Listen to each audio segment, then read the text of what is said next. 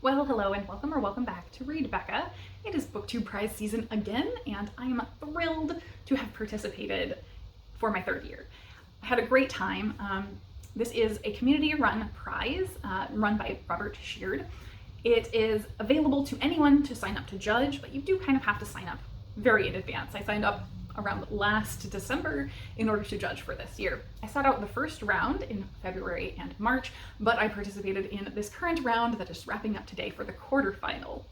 I did have a nonfiction group C, and I have to say it was a very, very strong group. It was really hard to make these judgments. I do have a very clear top and bottom book though, but everything in between was really hard to rank because they were so close together. I also found I didn't really have any bad books. My last place was still fine. It was still a good book. It just wasn't as much for me as the others. So I guess with that, let's get into my ranking. This is going to be a fairly rapid summary, and I will later on have a much lengthier vlog coming out of my whole reading experience over the 2 months that I was reading these 6 books. So the 6 books that I had to read were Built from the Fires by Victor Luckerson, Doppelganger by Naomi Klein, Crossings by Ben Goldfarb, What an Owl Knows by Jennifer Ackerman, Master Slave Husband Wife by Ilyon, and A Memory of My Former Self by Hilary and Mantel.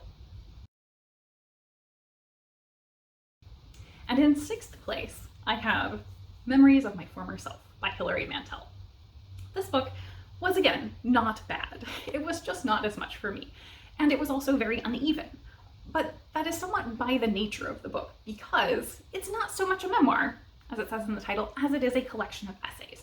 These are decades of essays from Mantel over a wide range of topics. There's even a whole section dedicated to movie reviews, which is a little odd. So it's hard to rate that. It's very difficult because the span of time and the sequence of topics is so random that, yes, it felt very inconsistent to me in terms of quality and how much the topics appealed to me. I just simply found that things like the movie reviews were much less appealing than things like when she does talk about her own personal experiences or when she dives into history. One of the sections later on is focused on, I think, professorial discussions that she had or teaching courses on history, and those were very compelling to read. But yeah, I had to slog through some stuff to get there for me. So that is unfortunately my 6th place selection. In 5th place, I had Master Slave Husband Wife by Ilyon. This was very good and compelling narrative nonfiction. It really tells a unique story, I think, and it wasn't at all what I expected. So this is the story of a married couple who fled enslavement by way of the wife, who was biracial, pretending to be a white man because she was white passing and endangering herself in doing so, obviously, and her husband playing the role of her slave as they traveled from the south to the north. And so this is taking place in a just post-abolition period when there's a lot of conflict going on. And everything that I had heard about the book was that aspect of the story, but that's only about half of the book. Everything else, the back half of this book, is so much more about their influence in sharing their story in the North and just how much impact on the world they had. Their presence there for so many important moments in change and progress. And so that was a whole other side to this story that I didn't know was going to be there going in and was so much more enriching. I think that back half was certainly my favorite part and made so many connections to other things I had been reading by chance, as well as other things I read later for this prize. In 4th place, I have What an Owl Knows by Jennifer Ackerman. Ackerman is very well known as an author of bird books, and I think this is her most narrow and focused, taking on just the topic of owls. It was so fascinating to learn the life cycle of the owl slowly over the course of the book, the things we know about owls and the things we don't know about owls. There is quite a lot that we don't know about owls, and that was the most interesting part, I think, for me, seeing how much research is still going into learning about owls and the ways that we do that research. I think for me, Ackerman does lean toward the academic end of popular science writing, but this was very accessible and easy to read, I think, for a lay reader if you can accommodate a more academic tone. The weakness for me that put this in 4th rather than higher is the fact that it's just all about owls. I'm not going to be able to convince a reader to pick this up if they don't have an existing interest in owls.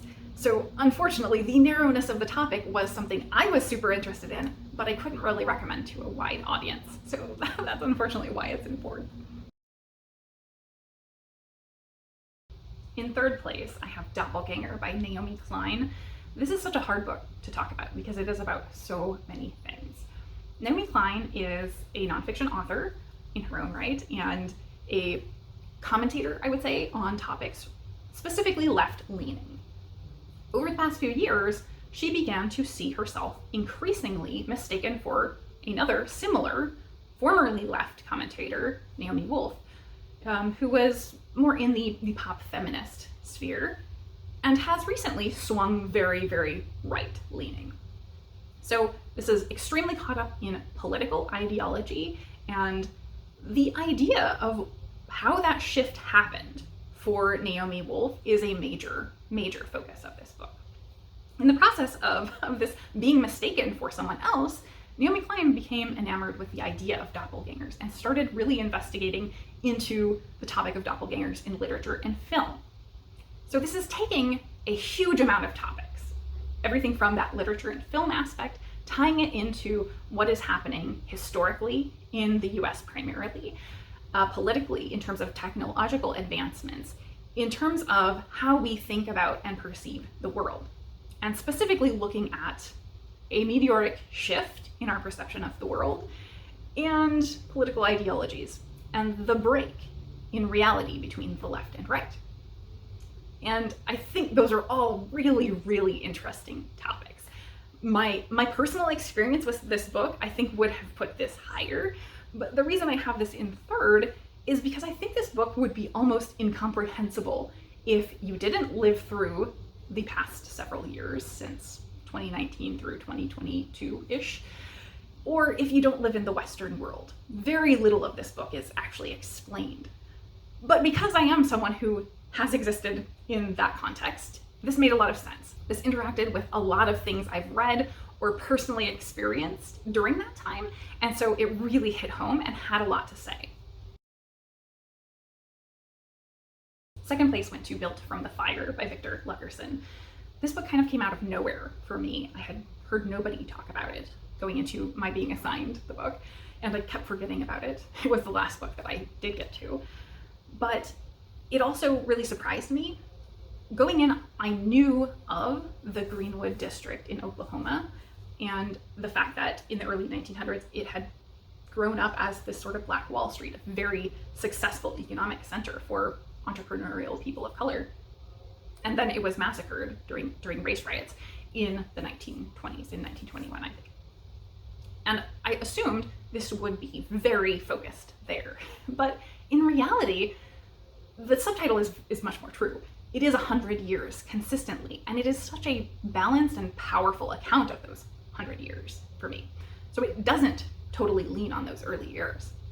And I think that was so important because to hear the story of 100 years up to present day, we get to connect with families and follow a generational narrative story of how this thing that occurred in the early 1920s is still affecting these people.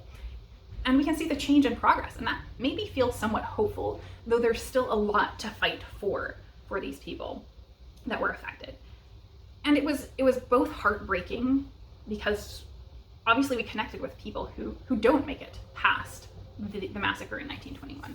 But we do get to see people rebuilding their businesses as well, see children succeeding and going to college for the first time, see people who are still fighting and activists with Black Lives Matter trying to claw back from some of the horrific injustices that befell their family nearly 100 years ago during and after this massacre, because people were still fighting about the basic dignity that they were owed for years after this horrific moment in time.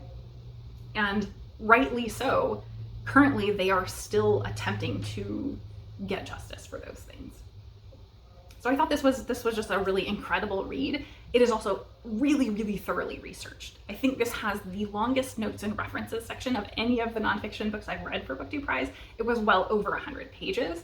And though there are footnotes everywhere on every single page, the narrative comes through. It is quite readable and very easy to connect to these people's stories.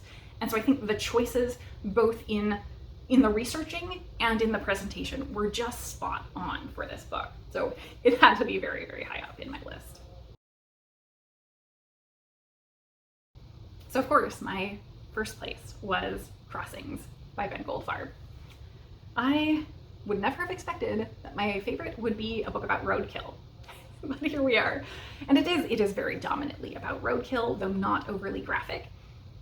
It's a book about road ecology, so that's road design and also our effect on nature and animal perception of roads. And I just loved that aspect of getting into the way that animals perceive and are influenced by road design, the symbiosis in human-animal use of the natural world. And that some things that you might think are positive may not be, or vice versa. So much of this to me was stuff I already had an idea of, but there was almost an equal amount of things that were completely new to me.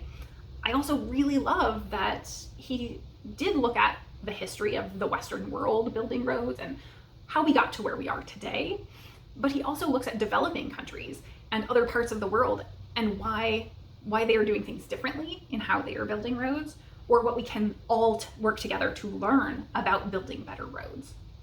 So much of this was so informative from a natural perspective. And to me, I kept making connections with last year's winner, An Immense World by Ilyon, in the level of passion and easily digestible information about animal perception. He truly gets us in the mind of the way that we affect nature. So I loved every minute of this. I had over 200 highlights as I went along. Thankfully, I was reading this on ebook because I just kept getting engaged with the content so very much. This was passionate, exciting, new and fresh information. This brought so much optimism and excitement to the idea of better road design.